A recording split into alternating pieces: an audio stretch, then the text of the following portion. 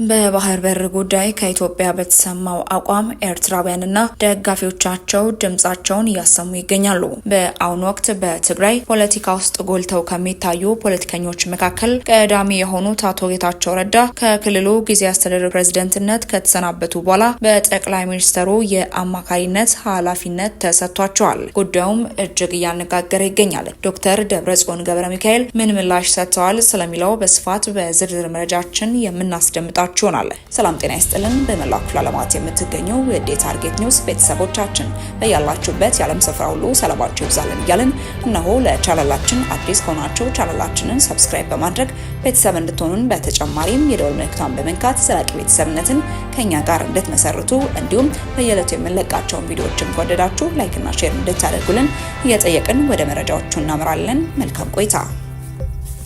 ወደ አስቀደምንላችሁ መረጃችን ስናመራ መንግስት የባህር በር ባለቤት ለመሆን የተጀመረውን ሁሉን አቀፍ ተግባራት እንደሚገፋበት ይፋ ማድረጉ ይታወቃል። ይህ ይፋ ያደረገው የባህር በር የማግኘት መብት ለማስከበር የተጀመረው ስራ ግለቱን ጠብቆ እንዲቀጥል የሚያስችል አቅጣጫ ተቀምጧልን በማለት ነው። የአውሮፓ ተጽዕኖ ፈጣሪ ሀገራት እስራኤል፣ አረብ ኤምሬትስና በግልጽ ባታወጣም አሜሪካ የኢትዮጵያን የባህር በር ጥያቄ ይደግፋሉ። አብዛኛው አፍሪካ ሀገራት ከኢትዮጵያ ጎን በሆኑበት በዚህ ወቅት መንግስት ዙሩን አግሎ እንደሚቀጥል ማስታወቁ ጥቂት የኤርትራ ደጋፊዎችና የኢትዮጵያ የሆነው ለሻቢያ የተገዙ ኃይሎች እንዲጮም አድርጓቸዋል። ኢትዮጵያ በግፍ የተነጠቀችውን የባህር በሯን ለማስመለስ ህዝብ አጀንዳውን የራሱ አድርጎ እያቀጣጠለው ባለበት በአሁኑ ሰዓት ለሻቢያ የተገዙና ራሳቸውን ኢትዮጵያዊ የሚሉ በጋድ ተቃውሞ እያሰሙ ነው። በስመ ጋዜጠኝነት በግልጽ አገራቸው ላይ ዘመቻ የከፈቱ ኢትዮጵያ የባህር በር ለማግኘት የጀመረችውን ዘመቻ ለባዳን በማድላት ኢትዮጵያን ታሪካዊ ጠላት አድርገው ለሚንቀሳቀሱ ሀገራት በመወገን ለማሰናከል እየሰሩ ነው። ብሔራዊ ጉዳይና የፖለቲካ ልዩነትን የሚያደባልቁ ብሔርተኛ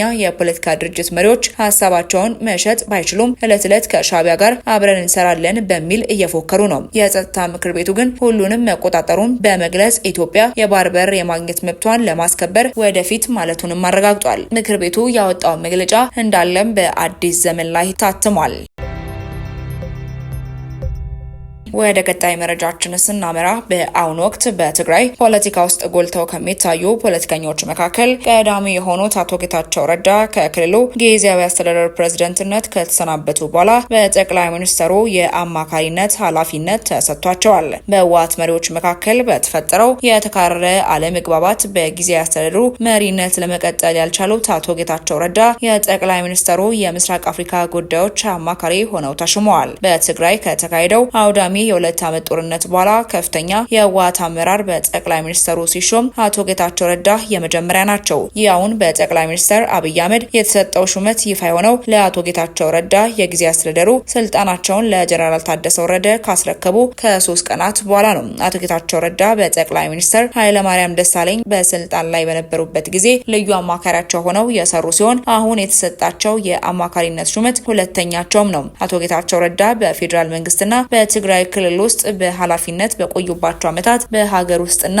በዓለም አቀፍ መገናኛ ብዙሃን ላይ በመቅረብም ሀሳባቸውን በመግለጽና በመከራከር ከሚታወቁ ጥቂት ባለስልጣናት መካከል አንዱ ናቸው። በሀገሪቱ ውስጥም ፖለቲካ ለውጥ ከመጣ በኋላ በነበሩት ባለፉት 5 ዓመታት በገዢው ፓርቲ ኢህአዴግና በግንባሩ ዋና መስራች ህወሓት መካከል የነበረውን አለመግባባት ተከትሎ አቶ ጌታቸው በተፈጠረው የፖለቲካ ትርምስ ውስጥ ጎልተው ወጥተዋል። በተለይ ለ2 ዓመት በዘለቀው ጦርነት ወቅትም በትግራይ አመራሮች በኩል የሚነሱ ሀሳቦችን በክልሉ ባሉ መገናኛ ብዙሃን ላይ በመደበኝነት እያቀረቡ እንዲሁም በዓለም አቀፍ መገናኛ ብዙሃን ላይም በተደጋጋሚ ብቅ እያሉ የህወሓት አንደበት ሆነው ቆይተዋል። በተያዘ መረጃም የጊዜ አስተዳደሩ ተልዕኮችን ለማስፈጸም በሚደረገው እንቅስቃሴ ህወሓት እንደ ጊዜ አስተዳደሩ አካል በመሆን ተቃዋሚ ነጻነቱን ጠብቆ ተደጋግፎ በጋራ ይሰራል ሲሉ ሊቀመንበሩ ዶክተር ደብረጽዮን ገብረ ሚካኤል ተናግረዋል። ከፕሬዝዳንት ታደሰ ወረደ ጋር ተባብረን እናም ተደጋግፈን የጊዜ አስተዳደሩ ተልዕኮችን በአጭር ጊዜ ለማሳካት ያለንን ዝግጁነትን መግለጽ እንወዳለን ሲሉ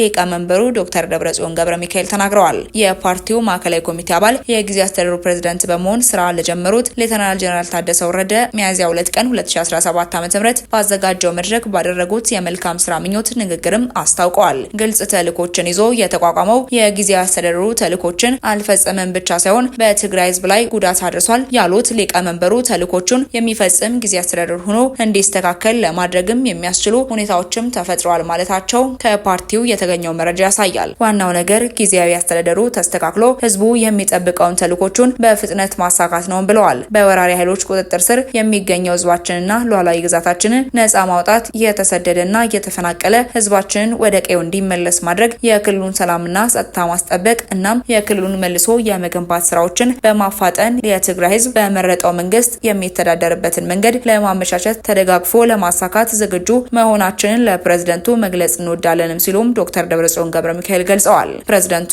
ሌተናል ጀነራል ታደሰ ወረደ በበኩላቸው ካለፉት ድክመቶቻችን ተምረን በመደጋገፍና በመተባበር ለቀጣይ ጉዟችን ወሳኝ ነው ሲሉም ገልጸዋል። ጊዜያዊ አስተዳደሩ በሚቀጥሉት አንድ ዓመት የስራ ጊዜ ቅድሚያ ለሚሰጧቸው ጉዳዮችም ቅድሚያ በመስጠት በየሶስት ወሩ ተከፋፍሎ የሚፈጸም የስራ መርሃ ግብር በማውጣትም ይሰራልን ብለዋል።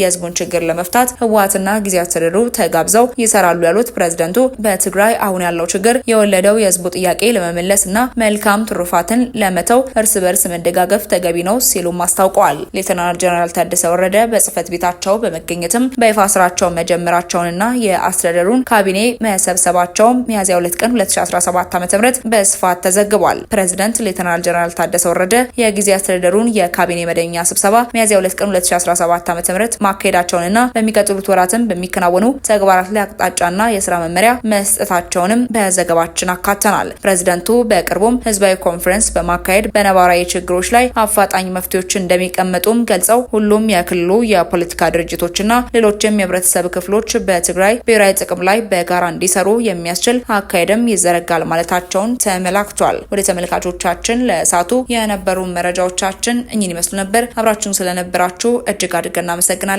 በቀጣይ መረጃዎቻችን እስክንገናኝ ድረስ ሰላም ሁኑልን።